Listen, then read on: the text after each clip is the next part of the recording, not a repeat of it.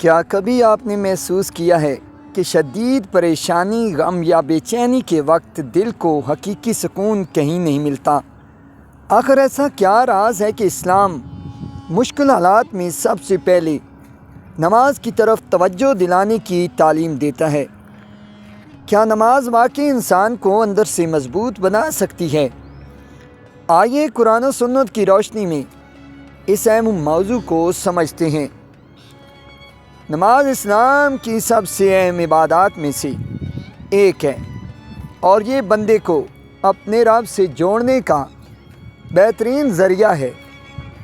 جب انسان زندگی کی مشکلات، آزمائشوں، مالی تنگی، بیماری، خوف یا ذہنی دباؤ کا سامنا کرتا ہے تو اسے ایک ایسے سہارے کی ضرورت ہوتی ہے جو وقتی تسلی نہ دے بلکہ اس کے دل میں امید، صبر اور اللہ پر بھروسہ بھی پیدا کرے۔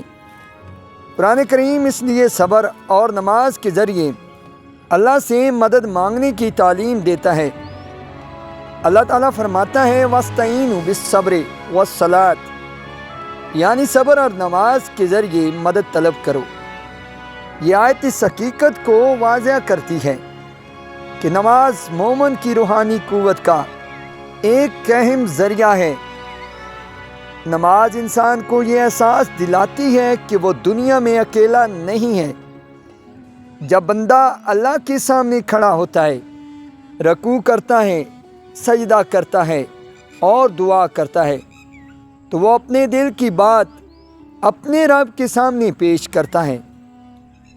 یہی تعلق انسان کے دل میں امید پیدا کرتا ہے کہ اللہ ہر حال سے واقف ہے اور اس کی مدد پر قادر ہے۔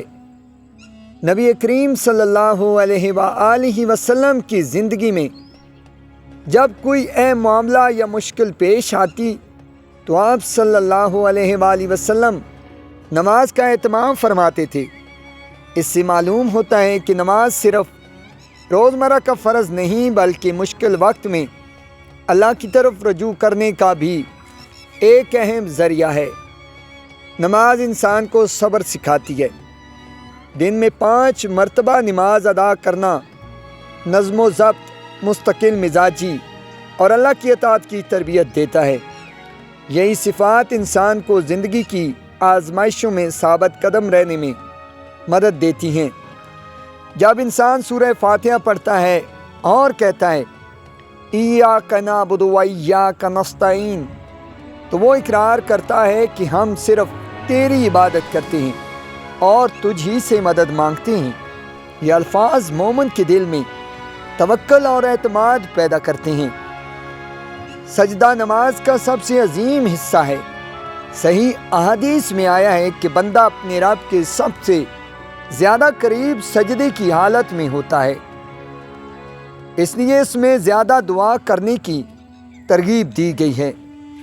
سجدہ عاجزی، بندگی اور اللہ پر مکمل اعتماد کی علامت ہے۔ نماز انسان کو گناہوں سے بچنے کی بھی ترغیب دیتی ہے۔ قرآن میں فرمایا گیا ہے کہ نماز بے حیائی اور برے کاموں سے روکتی ہے۔ جب انسان اپنے کردار کو بہتر بنانے کی کوشش کرتا ہے تو اس کے دل کو بھی سکون ملتا ہے۔ مشکل وقت میں نماز انسان کو جلد بازی سے بھی بچاتی ہے۔ نماز کے دوران تلاوت، رکوع، سجدہ اور ذکر انسان کو توقف، غور و فکر اور اللہ کی یاد کی طرف لے جاتی ہیں۔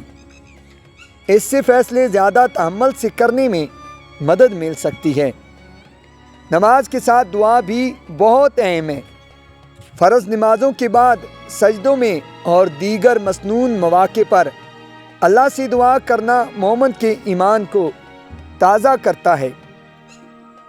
دعا اور نماز مل کر بندے کے دل میں اللہ کی رحمت کی امید بڑھاتے ہیں۔ یہ بات بھی سمجھنی چاہیے کہ نماز پڑھنے کا مطلب یہ نہیں کہ انسان دنیاوی اسباب اختیار نہ کرے۔ اگر کوئی بیمار ہے تو علاج بھی کریں، اگر مالی مشکل ہے تو جائز محنت بھی کرے۔ اسلام دعا، نماز اور جائز عملی اسباب تینوں کی تعلیم دیتا ہے۔ نماز انسان کو آخرت کی یاد بھی دلاتی ہے۔ جب مومن یہ بات یاد رکھتا ہے کہ دنیا عارضی ہے اور اصل کامیابی آخرت کی ہے، تو بہت سی دنیاوی پریشانیاں نسبتاً ہلکی محسوس ہونے لگتی ہیں۔ جماعت کے ساتھ نماز ادا کرنا بھی بہت سی برکتوں کا سبب ہے۔ مسجد میں دوسرے مسلمانوں سے ملنا، ایک دوسرے کی خیر خواہی کرنا اور اجتماعی عبادت کرنا انسان کے حوصلے کو بڑھاتا ہے۔ نماز میں پڑھی جانے والی آیات بھی امید، رحمت، صبر اور اللہ کی قدرت کی یاد دلاتی ہیں۔ اگر انسان ان کے معنی کو سمجھے تو نماز کا اثر اس کے دل پر بھی زیادہ ہو سکتا ہے۔ رات کی نماز خصوصاً تہجد بھی اللہ سے خصوصی تعلق پیدا کرنے کا ذریعہ ہے۔ رات کے پرسکون ماحول میں اللہ سے دعا کرنا بہت سے لوگوں کے لیے روحانی سکون کا سبب بنتا ہے، جیسا کہ احادیث میں اس وقت کی فضیلت بیان ہوئی ہے۔ والدین کو چاہیے کہ وہ بچوں میں نماز کی محبت پیدا کریں تاکہ وہ بچپن ہی سے ہر حال میں اللہ کی طرف رجوع کرنا سیکھیں۔ نماز صرف ایک فرض نہیں بلکہ پوری زندگی کی تربیت ہے۔ یہ بھی یاد رکھنا چاہیے کہ اگر نماز کے باوجود آزمائش ختم نہ ہو تو اس کا مطلب یہ نہیں کہ نماز بے اثر ہے۔ اللہ تعالیٰ اپنے بندوں کے معاملات اپنی کامل حکمت کے مطابق چلاتا ہے۔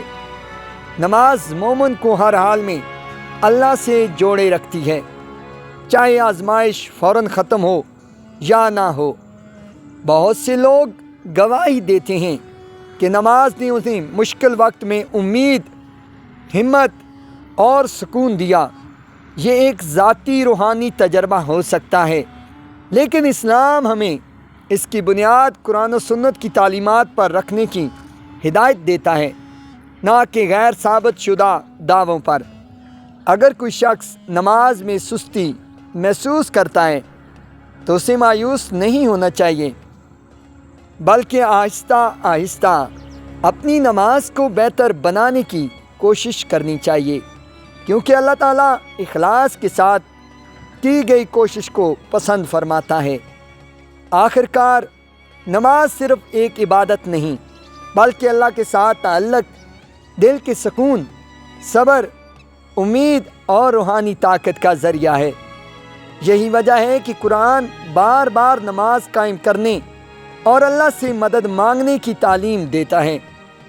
آخر میں ایک اہم بات، پریشانی کے وقت نماز انسان کو اس لیے مضبوط بناتی ہے کہ وہ اسے اللہ تعالیٰ سے جوڑتی ہے، صبر، امید اور توکل کی تعلیم دیتی ہے، اور اسے یاد دلاتی ہے کہ ہر معاملہ اللہ کے اختیار میں ہے۔